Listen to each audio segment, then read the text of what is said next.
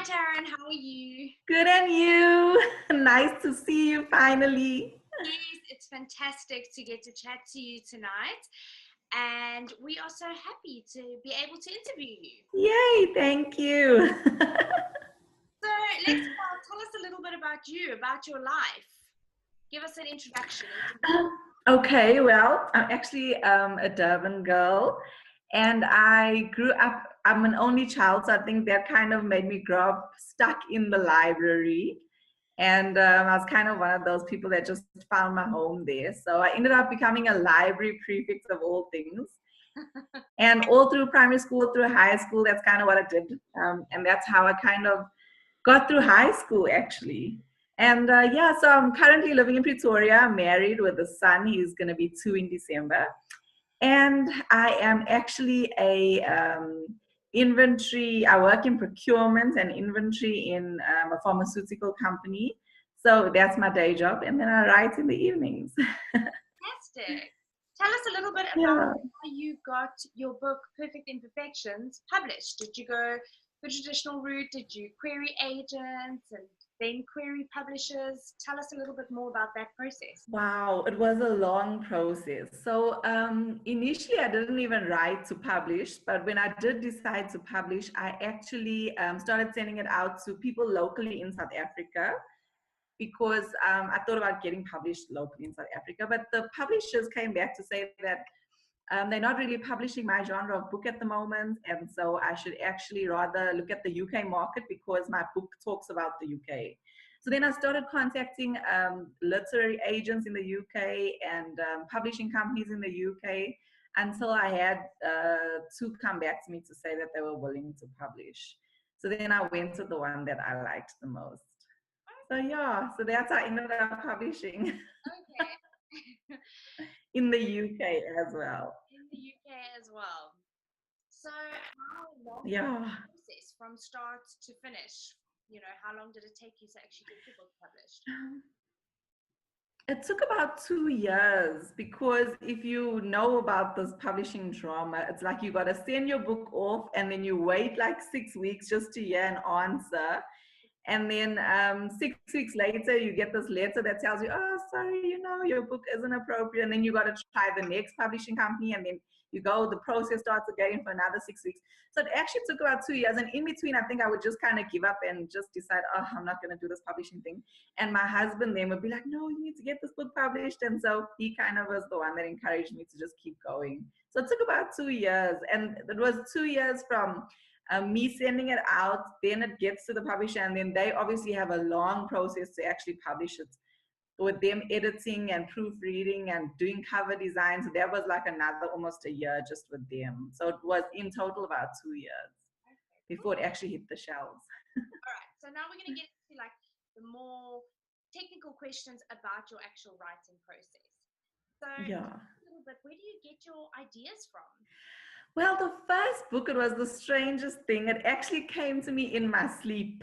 So I was falling asleep and kind of just imagining this plot of a book that I thought I would actually like to read. And as I'm falling asleep, it was almost like a dream. It just came to me and I was like, oh my gosh, I need to write the story down. So but as I obviously wrote the book, it kind of wrote itself in more detail. But the actual basic plot of the book actually came to me in my sleep. But the second one actually came with the conversation I was having with a cousin of mine. And I was like, oh my word, she was actually relaying her own life story to me. And I was like, oh, a version of this would actually make a good book. So it wasn't obviously her actual story, but just the idea kind of planted something in my mind. So it's strange how each book kind of comes in its own way. Definitely. And then what is your writing process like? Do you plot? Do you plan? Or are you a complete pantser? Actually, I do plot. So I do like a really basic plot. And then I do plan. So I kind of try to map out the chapters and say, okay, in chapter 1, this should happen. And in chapter 2. But then I've noticed in both books that I've written, I can never get to the number of chapters that are required to fill a whole book. So I kind of like have like 9 chapters of the 40 something that I need to write. And then as you just go along, the chapters kind of come and the stories kind of come and the people kind of write themselves into the novel and they have their own experiences. And so it like it sounds strange to people who don't write, but the characters kind of write themselves. Yeah. So yeah. Okay, cool. And what do you feel are common traps for aspiring authors? I think trying to write to please audience, so if you're anticipating who your audience is going to be and what their likes and dislikes are going to be, then you seem to end up writing to actually accommodate them, and it kind of limits the characters in a way, because you're not just letting them freely express themselves. You're thinking of the end person, and are they going to criticize you, or what are they going to say, or are you talking about a topic that's a little bit too like uncomfortable? So I think that's actually, it really is like for me a no. Yeah. No, I completely agree. That's a brilliant answer. And Yeah. if you could tell your younger writing self anything, what would you tell yourself? I think to just kind of like wait it out, because when I was younger, I used to try and write and it just didn't work out. I think firstly, I didn't understand things. I didn't have life experience to be able to make the characters full and rich and have depth. So you can't really do that when you're very young. And I also didn't understand basic things like whether writing in the first person is good or writing in the third person is good, or whether how to find my own rhythm in that. So I think if I could tell myself, I'll be like, just wait it out. It's going to come. Just like wait, it's going to happen. Yeah, patience. There's so much to learn. Yeah. Okay, what is the best money that you have spent as a writer? I think just buying more books, to be honest. The more you read, the better you can hone your own skill, because you actually read other people's books and you're like, wow, I could have thought of that, or man, that's like a great way to twist or a great way to describe something. So the more you read, it's actually better for you. I think I heard Stephen King, I read it on Twitter one day, that he actually said this, a similar thing, where he was like, if you're going to write and you don't have time to read, then you shouldn't write. And it's so true. Memoir on writing. Whose? Stephen King's. No, not yet. No, I haven't. I would love to actually. I'm not a big Stephen King fan.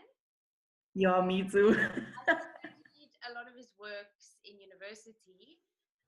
And Yeah. part of the reason why I don't like him. But his memoir is actually really fascinating. Really, I would love to actually read that. Yeah, I must look out for it. Yeah, definitely. Okay, what is the best advice that you've ever received? I think to kind of just go with, to run my own race, actually. So to do it my own way and to be comfortable in my own skin, and to not try and compete with somebody else who I admire or stand up to, look up to. I mean, so I think to run my own race, do it at my own pace, do it when I can and how I can, and not compare myself to somebody else, and write in a way that is like authentically me and not actually me trying to mimic somebody else.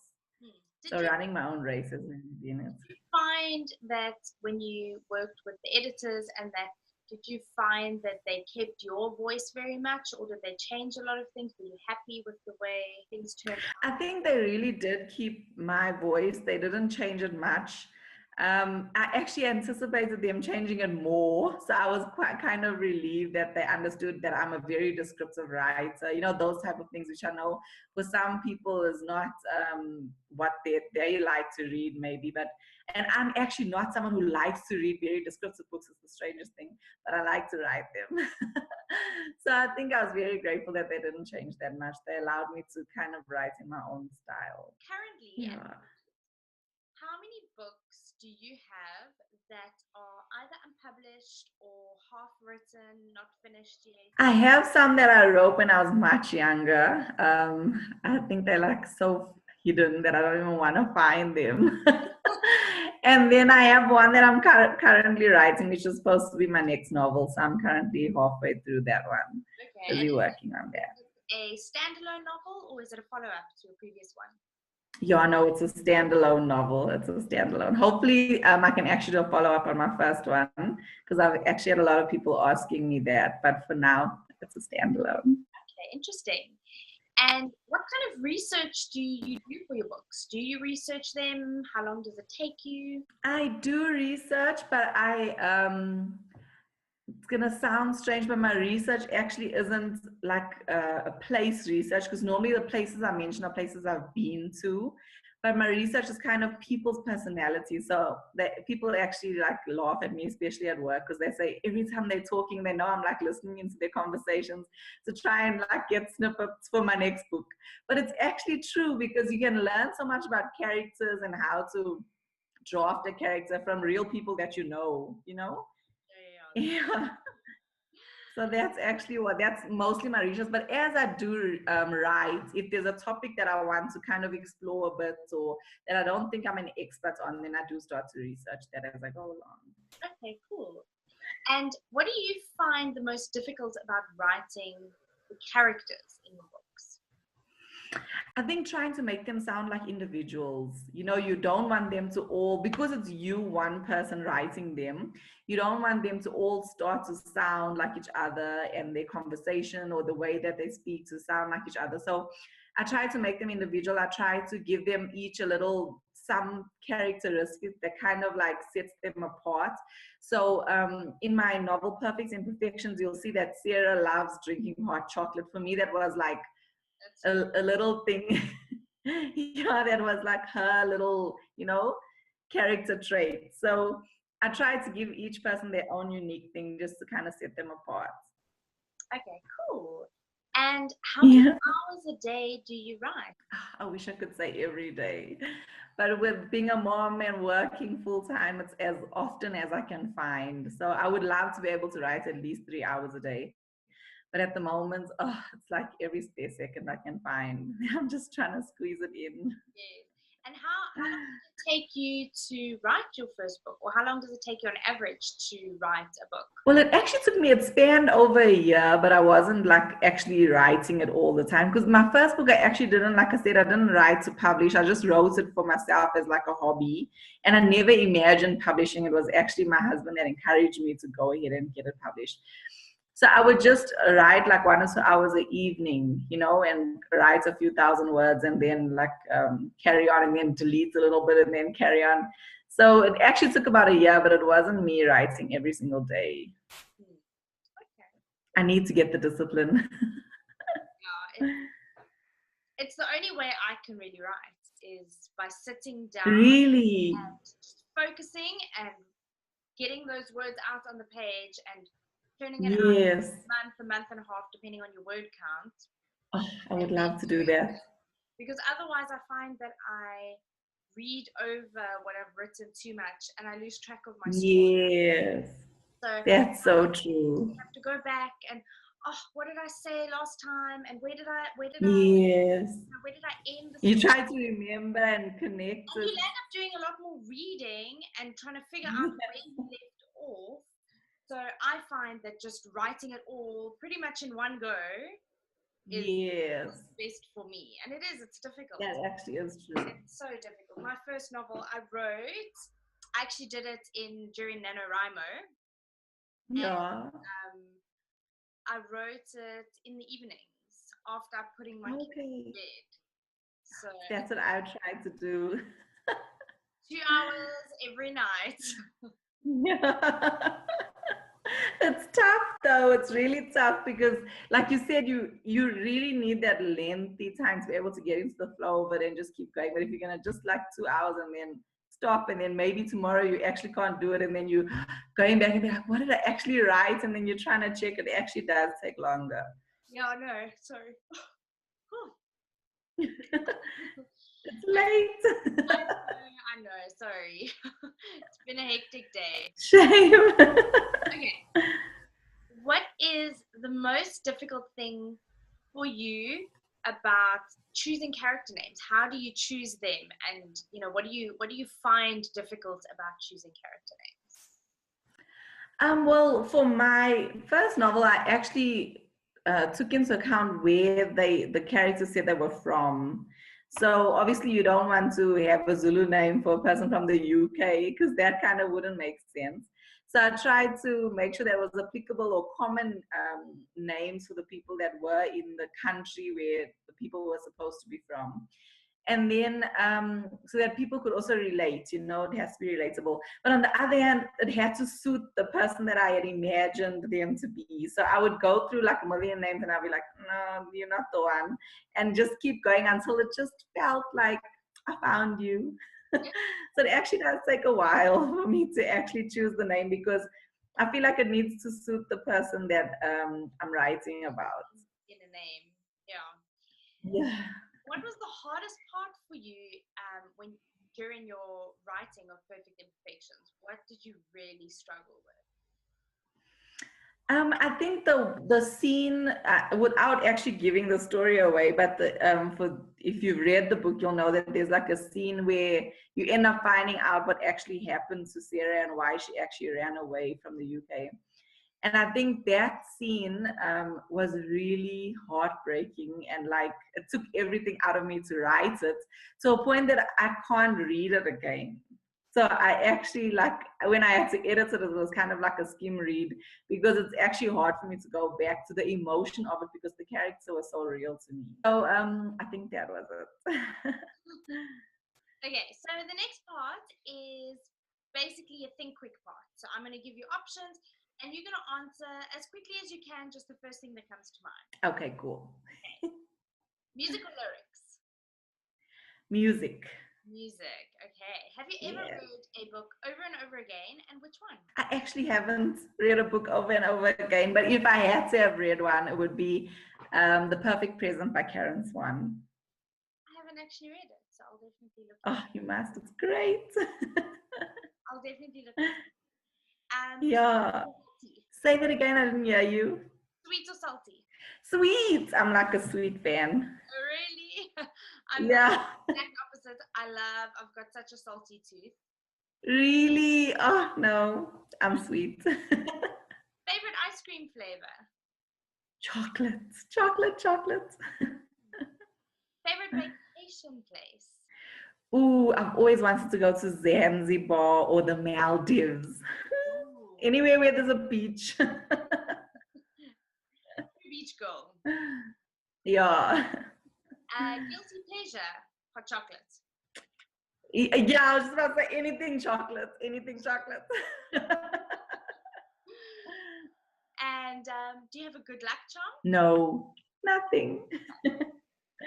When you were little, you thought you'd grow up to be? A teacher and a psychiatrist, funny enough. Yeah. Bookmark or dog ear? Oh my word, bookmark. I don't think I could ever dog ear. I'm not a dog ear. I'm not a dog ear person either. Yeah. I love books too much. Do you prefer paperback or Kindle? Or do you like I prefer paperback. I love the smell of books. I'm one of those really like cliche people that just want to sniff the book and hold it and turn the page and hear the crunch.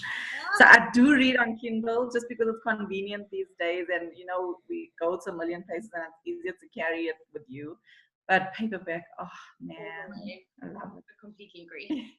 Yeah. What are you currently reading? I just finished Pandemonium by Lauren Oliver. Yay!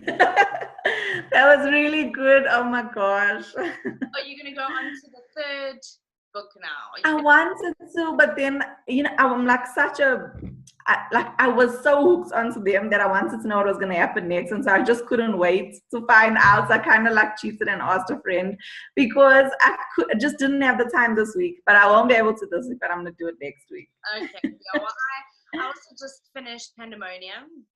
So yeah. I get Requiem, which is the third book. Yes.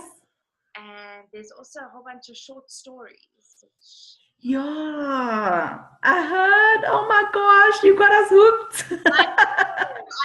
expect to be as hooked either. So it was quite a Yeah, and it's completely a genre book I would never read. So I'm happy that I enjoyed it and got it. Okay, and Yay. then the next part is just a little advice. What advice do you have for writers? I think would be similar to the advice that I believe in is to run your own race, but also to kind of write for yourself. So just write the story that you would love to read. Don't think about the audience that's going to read it. Don't think about the judgments or the critics or people's opinion. Just write according to what you would love to read, because people can sense how authentic you are when they read your work. So true. So yeah. And Yeah. there's one book that you think everyone should read. What would you say that book is? I wish I had one book, to be honest. I'm such a fan of so many different books. Like Karen's one as an author, I think if you're a romance nut, but like not like those mushy romances, but just like, a good love story, I think you should read Karen's one. And if you want to know about somebody who was good at research, I think Sidney Sheldon was really like, you can find the research that he had in his books. And then just to learn how to escape into a magical world, Enid Blyton for me is just, nobody could write like Enid Blyton. So yeah. So I would rather recommend the authors than a specific book. Specific book. Awesome. Yeah. Thank you so much for joining us. Thank you. Thanks for having me. To be able to talk to you and to pick your brain a little bit. Yay, it's been great. Thank you so much. Thanks so much. Thank you.